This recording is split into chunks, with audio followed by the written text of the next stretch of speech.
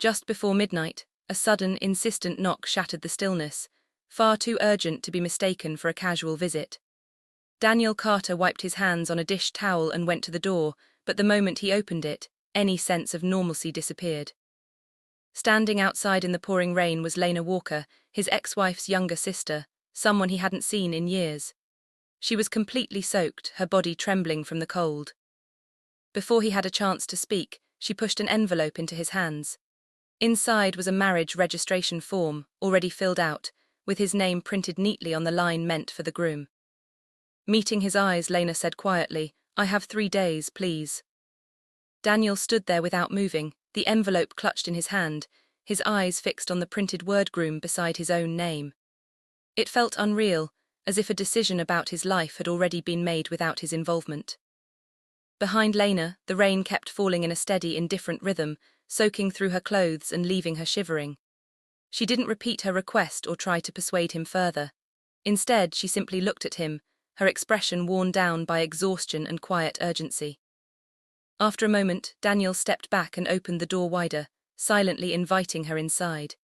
He handed her a towel and moved to the kitchen to make coffee, though he wasn't sure either of them actually wanted it. Lena settled into a chair at the kitchen table, wrapping her hands tightly around the mug, as if it were her only source of warmth. For a moment she said nothing, then began to speak in a slow, measured way. She explained that after her father passed away, he had left behind a property management company he had spent decades building. There was a will in place, but it had recently been challenged. A distant cousin named Marcus had come forward with a lawyer, claiming that the business had been mishandled during the time Lena took over as acting director. According to them, her decisions had put the estate at risk. Worse, their legal strategy focused on portraying her as unreliable and unstable, someone without the discipline or judgment needed to manage something valuable. Lena explained that, according to her lawyer, the case wasn't simply about proving facts, it was about how those facts would be interpreted.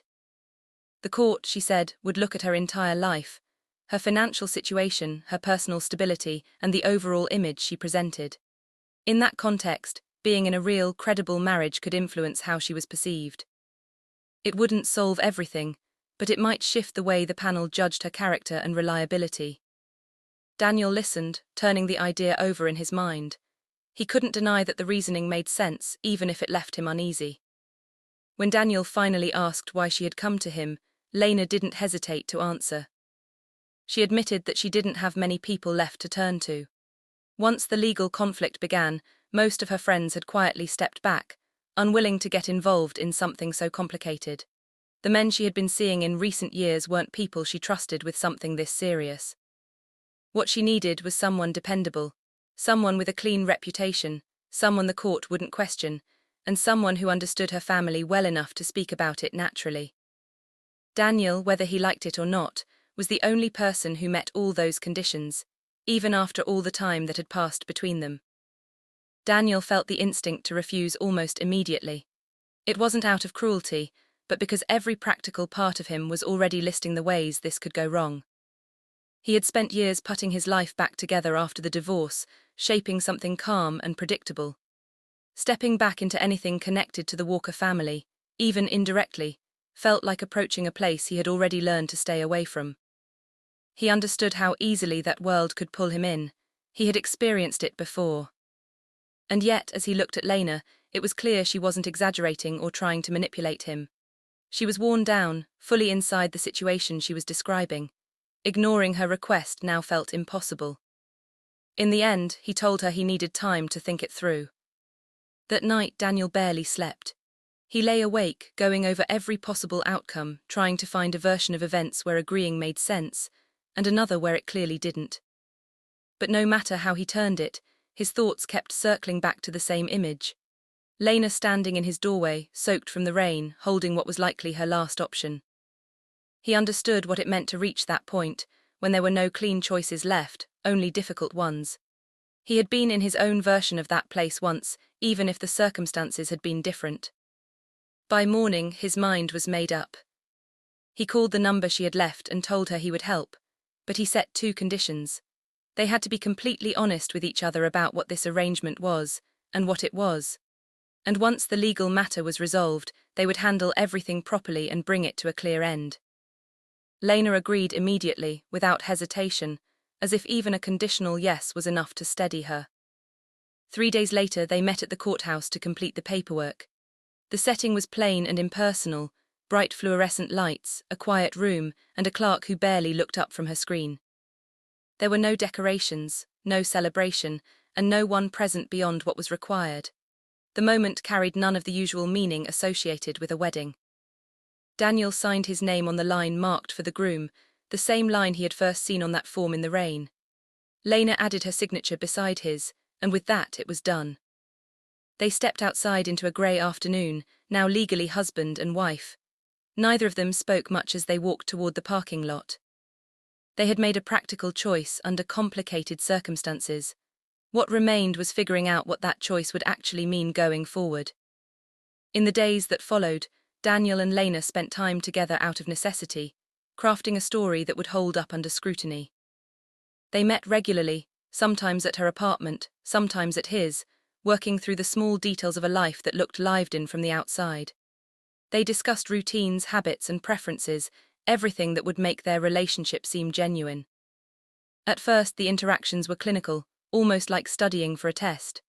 Their focus was on accuracy and consistency, on creating the appearance of a shared life.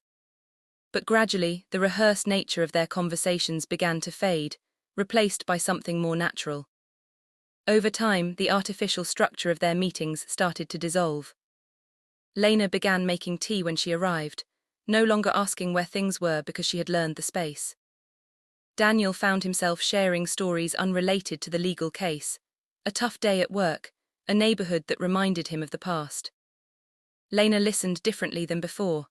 She remembered details, asked follow-up questions, and engaged in a way that felt genuine rather than performative.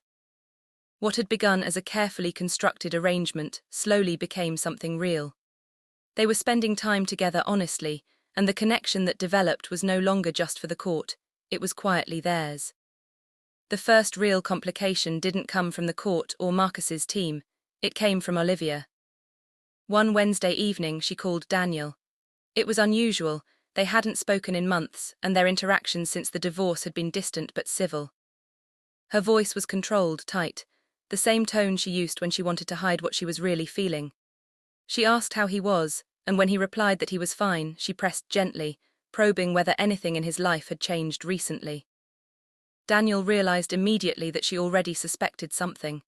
He told her he had married, stating it plainly with no attempt to soften the news.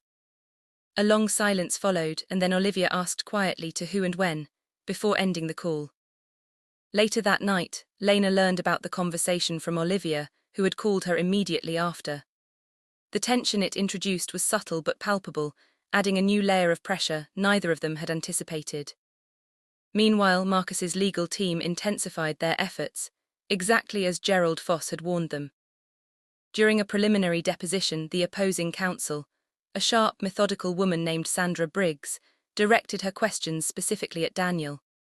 She asked about his prior relationship with the Walker family, the divorce from Olivia, and the years of no contact before he married Lena.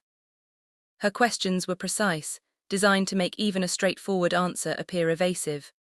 Daniel responded carefully, giving technically accurate statements while withholding unnecessary detail. Sandra's line of questioning aimed to frame him as a man with a complicated family history who had suddenly married the subject of a contested inheritance under unusual circumstances, rapidly, and without an apparent romantic rationale. Every answer he gave had to be measured, because any inconsistency could be used against them in court. The day of the hearing arrived, and the courtroom was smaller and more ordinary than Daniel had imagined. A rectangular table sat between him and Lena on one side and the three-person panel on the other, with a court reporter off to the side. Marcus and Sandra Briggs were already seated, and Daniel noted Marcus's calm, composed demeanor, as if the outcome were already decided in his mind. Sandra presented her case with the same precise, methodical approach she had shown during the deposition. She went through the financial records, highlighting transactions and communications that, when stripped of context, seemed irregular. She argued that Lena had taken on responsibilities she wasn't prepared for, making decisions that allegedly diminished the estate's value. Then she addressed the marriage, framing it as a last-minute arrangement meant to create an illusion of stability in the face of legal scrutiny. Gerald responded steadily, providing full context for every decision Sandra had highlighted. He introduced supporting documentation, including statements from former associates who had worked closely with Lena during the transition, demonstrating her competence and responsible management. The financial picture that emerged from Gerald's presentation painted Lena as someone managing a complex situation responsibly, not as someone who had mismanaged or exploited her father's estate. After reviewing all the evidence and hearing both sides, the panel delivered their decision in a calm, measured tone. The court found that Marcus's challenge to the estate lacked sufficient merit to alter the original will. The examples of mismanagement he had presented were selectively framed and missing important context.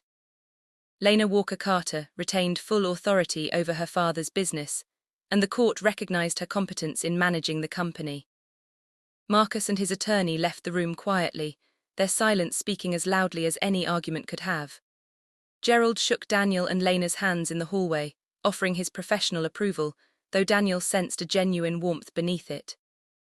Lena held herself together until Gerald walked away, then exhaled deeply, pressing her hand to her mouth, not crying but releasing a tension that had weighed on her for weeks. Daniel drove Lena home, and they sat in the car for a while without turning on the engine, letting the quiet afternoon settle around them. The winter sunlight slanted through the windshield, casting everything in a soft, contemplative light. He thought practically about what came next. From the start, they had agreed that once the legal dispute was resolved, they would handle the paperwork to end the marriage cleanly. That was still his intention. But as he sat there, he realized the relationship they now had wasn't the same arrangement he had agreed to at the courthouse. Over the preceding weeks, something had quietly developed between them, a connection solid enough to surprise him. The routines, the conversations, the shared moments had built an unplanned bond that no form or legal requirement could erase. Daniel finally spoke, his voice low but steady. He told Lena he didn't want to go through with filing the paperwork to end their marriage. He admitted that he wasn't asking her to feel something she didn't, but he needed her to know where he truly stood before any decisions were made. For a long moment, Lena remained quiet. Then she confessed that she had been wrestling with the same thought for days, unsure how to voice it without complicating an already delicate situation. She admitted she wasn't certain what to call what they had, or whether it made sense by conventional standards. Yet, whatever had grown between them under the pressure of recent events felt more real to her than anything she had built under easier circumstances. They sat together, both looking out through the windshield at the ordinary street in front of them. People walking dogs, the afternoon moving on as if nothing extraordinary had happened. After a quiet pause, Daniel asked Lena if she wanted to get dinner. She agreed. They walked to a small restaurant a couple of blocks away, one Lena had mentioned once, and Daniel had remembered without thinking. Seated across from each other at a window table, they ordered food and spent the next 2 hours talking about nothing in particular. It was the most ordinary evening either of them had had in weeks, yet it was also the first that belonged entirely to them. Later, when they handled the legal paperwork, it was not a dissolution but a renewal. Different forms, different intent, the same signatures on lines that now represented a choice they truly made. This time there was no deadline, no strategy, no external pressure. Just two people who had endured difficulty together and decided quietly, without fanfare, that they wanted to continue, choosing each other not out of necessity, but because it felt right. It wasn't the story either of them had imagined for themselves, but it was theirs, and sometimes that was better than anything they could have planned. In the days that followed, Daniel and Lena found themselves slipping into a quiet rhythm. Mornings were spent running separate errands, afternoons overlapped with small shared tasks, and evenings gradually became theirs alone. They discovered a kind of comfort in the ordinary, preparing simple meals together, laughing over minor mistakes, or sitting in silence with steaming cups of coffee. The urgency that had once defined their arrangement faded, replaced by the steady reassurance of companionship that required no explanation.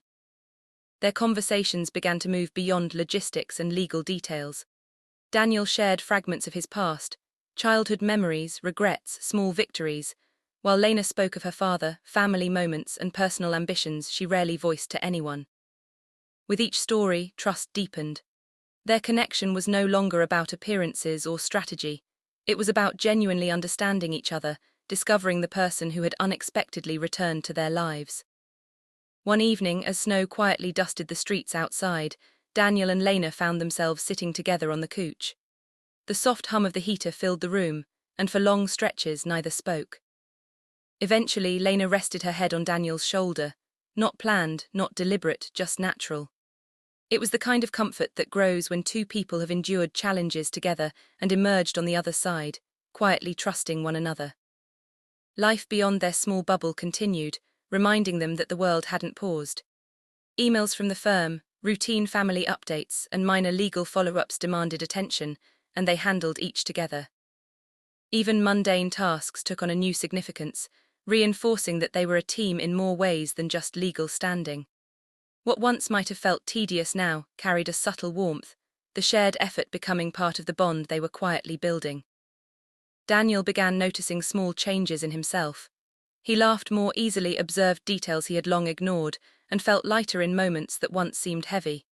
Lena's presence didn't solve his problems, but it brought clarity, a steadying calm he hadn't anticipated. Lena, too, began to relax. The constant pressure to prove herself faded when she was with Daniel. With him, she could simply exist, make mistakes, and breathe, without fear of judgment or consequence. One weekend, they wandered through a nearby park, letting the trails guide them without any real plan. Conversation came and went naturally, interrupted by quiet observations. The way sunlight filtered through the trees, a dog bounding past, the crunch of frozen leaves underfoot. It was ordinary, almost mundane, yet intimate. It tested whether they could exist together without the structure of a legal arrangement, and quietly they discovered that they could. The realization brought a small, unspoken joy. Back at home, they sat across from each other at the kitchen table, each with a warm cup in hand. Daniel broke the silence. "You know," he said softly, "I never expected any of this to feel real." Lena offered a small, knowing smile. "Neither did I," she admitted, "but it does."